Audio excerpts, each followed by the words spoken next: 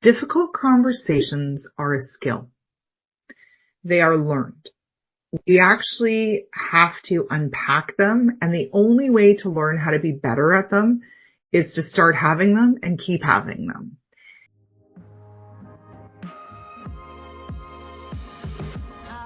Welcome to the Leadership Initiative, where we explore the art and science of leadership through thought-provoking conversations with experts, thought leaders, and change makers.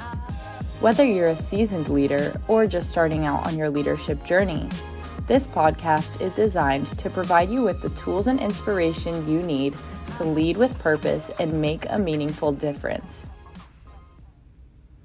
So what are some practical strategies that we can offer leaders navigating difficult conversations about belonging in the workplace? Because while belonging doesn't quite have the same, I think, response naturally as DEI, sometimes people do kind of cluster these things in, and I'm just curious what your advice is there. Yeah. So the first thing that I want to say to that is that difficult conversations are a skill. They are learned. We actually have to unpack them, and the only way to learn how to be better at them is to start having them and keep having them. And we have to also acknowledge that each conversation grows on the next one. So it's not just about having one difficult conversation. You actually often have to have many difficult conversations which, you know, in a society and a world where discomfort and difficult conversations feel so hard, it feels harder when we actually haven't created practices where we can have them. And so I would say start just by having them and acknowledge that this is going to feel uncomfortable, especially if you've been taught in your cycle of socialization that you don't talk about things that are uncomfortable, right? How many of us have heard that? Just don't say anything about things that are uncomfortable. We've been taught that in a lot of places. So I would say start there. Practical strategies, I would say, when you're having those really difficult conversations, lead with curiosity, not certainty. So when you hear something that challenges you, that triggers you, instead of reacting, and you know when you're reacting, you can feel it in your body. You can also see the other person change their body positioning. So ask, can you help me understand this experience? We often spend hours educating people who are different, but we rarely spend time educating those who fall within the norms. And when you don't understand someone and you don't understand why someone else's experience is different, we often dig in. We often say, well, that experience is different from mine, so it's not important. Or, you know, we other someone. And when we do that, that's where we actually amplify that difference rather than bringing people closer together. And that's why difficult conversations often end poorly. So use maybe one of these, but I always like to start with help me understand, or I experience this differently. Can you help me with an example so that I understand what you're feeling? Or sometimes I'll even say, share with me what I'm missing right now. I really want to understand this from your viewpoint. And once you've said one of those three, normalize that discomfort. You have to immediately back it up with normalizing the discomfort. So you might have to then say something to the effect of, I know this might be uncomfortable, but it's important you know that I'm here to listen. I really genuinely want to understand. You can use the frameworks like the 5 indicators of belonging. So those 5 initial elements that I had already spoken to. You know, for example, if you don't see the person become more at ease when you're sharing that information or saying something to that effect, maybe you've even brought it up at a time that's just, they're not in the frame of space or they're not in the mindset to have that conversation. but you have to be watching, excuse me, for someone's ease. And you can even say to them, you know what? Is this a good time? Is this okay for us to talk about this now? Should we come back to this? If it's not a good time, I just want you to know that we need to set a time so we do circle back to this, because leaving this is not going to help either of us. So those pieces are really important when we first get started. But then the other part is that once someone has shared something with you, you have to acknowledge the impact that you have had. I can see how that has impacted you, for example. Thank you for raising it. This step of acknowledging your own impact is actually one of the steps that I would say is so important for that accountability and responsibility factor. Because if you want someone to continue to feel safe, to respect you, to trust you, to work more collaboratively with you, by not acknowledging your impact, you're essentially putting all of the shame and blame on them and saying, okay, well, so what? You felt this way. Okay, I get it, but not my problem. That's actually what ends up happening. And so you have to also acknowledge your impact when they share whatever that impact is. And it doesn't have to be this big thing. It can just be, I can see how that impacted you. Thank you for sharing this with me and actually having this really difficult conversation, because I do want to take accountability and responsibility for our relationship and belonging in this environment. Doing that just tells the other person that you're actually invested in them. You care about them. You care about their psychological safety. You value what they've said. You actually want to know them more, and you want them to feel at ease so that they can do what they need to do by bringing their best selves. How do we handle resistance, just outright resistance to the concept of belonging and the value of prioritizing belonging in the workplace? Yeah, I think that what I would start with is, this is never going to be perfect. So we have to come to these conversations, and we have to come to the resistance, and we have to come to these experiences each time being present, being willing, and most importantly, being human. Right? Resistance comes from misunderstanding.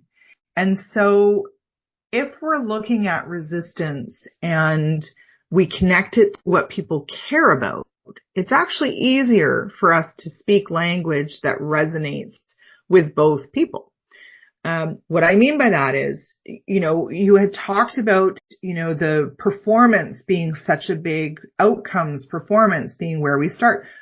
So being able to speak to, well, belonging drives innovation, engagement, and retention. So let's look at these numbers. Let's look at how this happens. When you measure belonging and you measure your in-group and your out-group, you can actually see how this performance is directly correlated. So you have to be able to bring those, that data, that information forward, and actually be able to link it back to things that matter to the other person. I would say the other thing is looking at risk. When we look at the World Economic Forum and you look at what their recent report has produced, we can see that inequality is actually the highest risk to the world right now, to the world economy right now, because it increases our workplace toxicity and is actually increasing the amount of workplace violence. So this spreads quickly, it spreads silently, and that information, I think, is really important data for us to be talking about more. The other thing that I think is really important is being able to share data. For me, because I'm looking at values and belonging, I can actually share data where we've had 20% average decreases in belonging gaps, 140,000 employees in my research. So I know I can see the data shift. Bring those things home so that it relates, so that resistance is met with, research and data and information that actually matters. And then I would also say that there's a couple of questions that you could always also think too. And I'm going to give you one that I've used over and over and over again. And the question is, what would it look like if everyone on your team was performing at their best and they felt skilled enough to challenge the norm for innovation and competitive advantage? What would that look like? Because then you're actually inviting them to care. You're inviting them to lead better. You're inviting them to think about, what would that actually look like if my whole team was working at peak performance rather than just maybe a select few? And that's a game changer. Well, you've mentioned Andrew Hayes.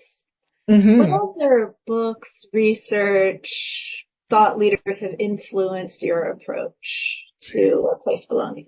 Yeah. So remember that this has been such a journey for me. So I've been doing this research for well over 15 years, really dove in 10 years ago. So there's kind of three key areas that I would say I started. Some of it was DEI research. Some of it was neuroscience. Some of it was, statistical analysis. Okay, four.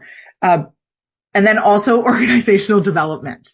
When I got to organizational development, that's actually what brought it all back together for me. So let me share key people from each of those spaces.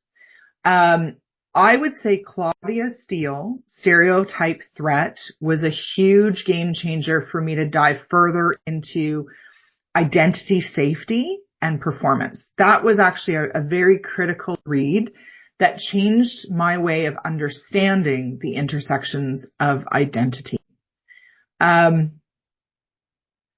Lisa Feldman Barrett, critical in understanding how the brain processes emotional and social impact.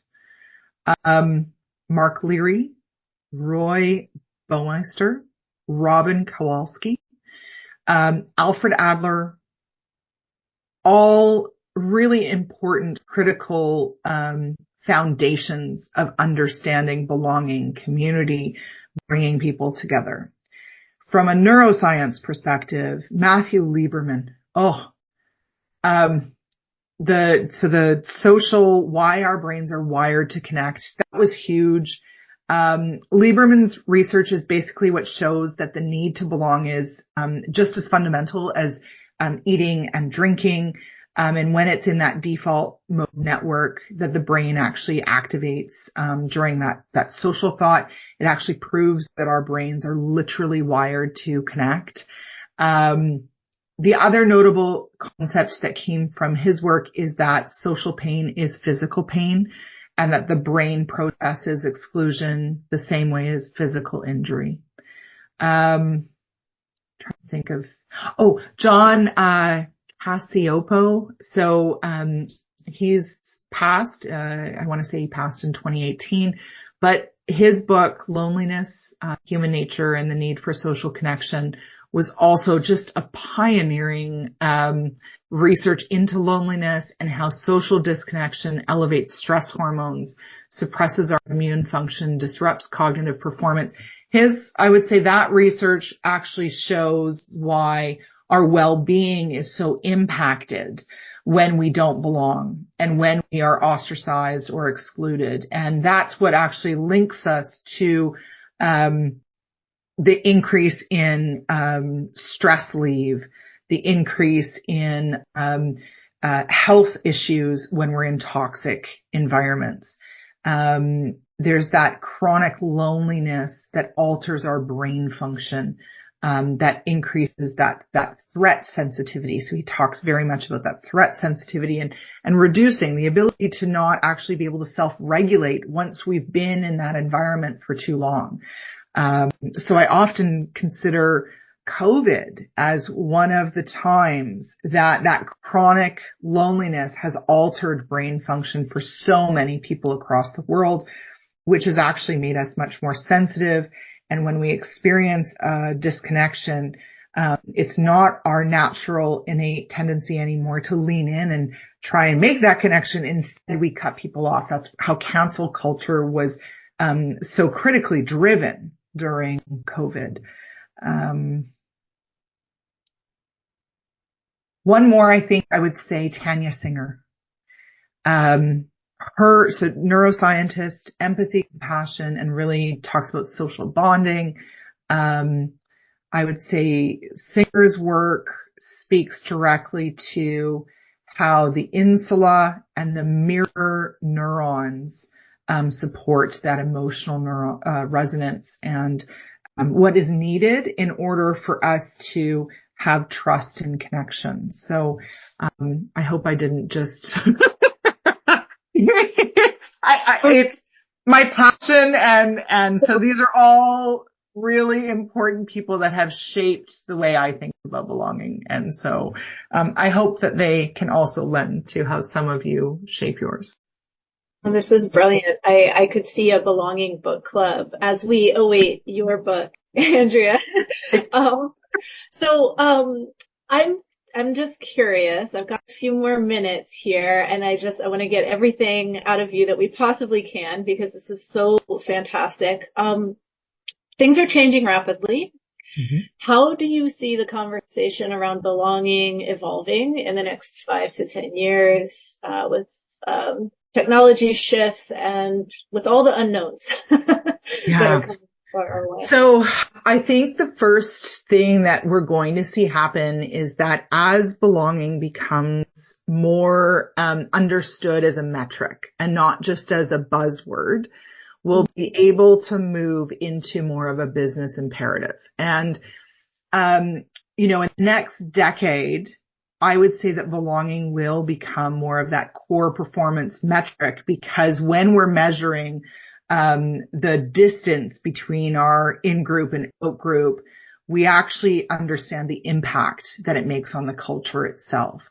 I think that intersectional data analysis will be essential, because averages no longer cut it. They just hide what's really happening, and they can be swayed in so many different ways. I do see that in key parts of the world, organizations are absolutely investing in belonging competencies, the same way that they are investing in technical skills. So I do see that AI and automation, it will create new gaps, but I believe that belonging will keep us human-centered and connected, and that as polarization increases, belonging will become a bridge. And I think it will help us navigate some of the hard truths without losing one another. So I would also say that, the future of work isn't just digital or diverse. I feel it's deeply human. Yeah, that's a really beautiful perspective. And I see that as well. I really do. I'm wondering if there's anything that I have not asked that you would like to share with our listeners. Well, I guess one of the things people always ask me about, they always go into the technology, and I've kind of touched on it. I think it's an important piece for us to talk about, because I do feel that tech can either scale belonging or reinforce exclusion. And it just really depends on how we use it. So AI, as we know, can identify patterns in feedback and engagement.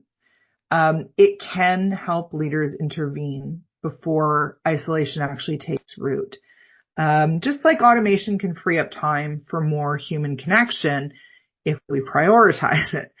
But I think what we really do need to start understanding more is the bias that exists within algorithms, in inaccessible platforms, and also the impersonality of tools that can actually erode trust and visibility.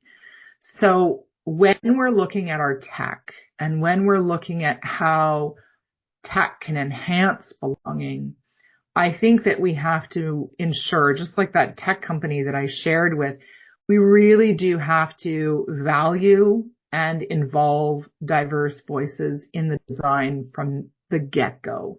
That actually requires learning and understanding more about our accessibility and why that acronym IDEA, the inclusion of accessibility at the end, is actually so instrumental for moving forward. I think we need to embed accessibility from the start. And I think that we need to start asking the question for all of the tools that we're developing. Does this help someone feel more seen, more valued, and more connected? And that one question could be enough to change where people are going with our tech and learning, how to leverage tech for the positive.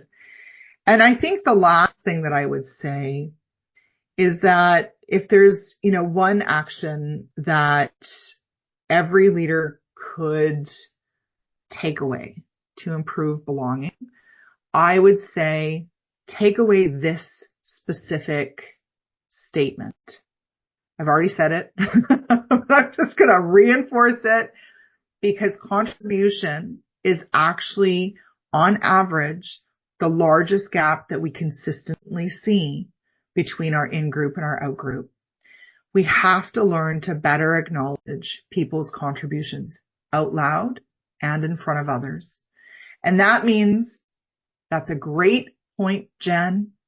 Your perspective really adds value here. I hadn't considered it that way. Just that one sentence can shift a room. I've watched it happen, and it tells someone that they're not just present, but they actually matter. Letting folks know that they are seen and heard. Wonderful. Andrea, thank you so much for sharing your time and your expertise and so many practical tips and tools that we can access. And we will be counting down the days, no pressure, till your book comes out. Please do let us know when it does so we can interview you again. Thank you so much. Oh, it's been a delight to be here. Thank you for allowing me to share all of my research, and please feel free to connect with me on LinkedIn. Wonderful.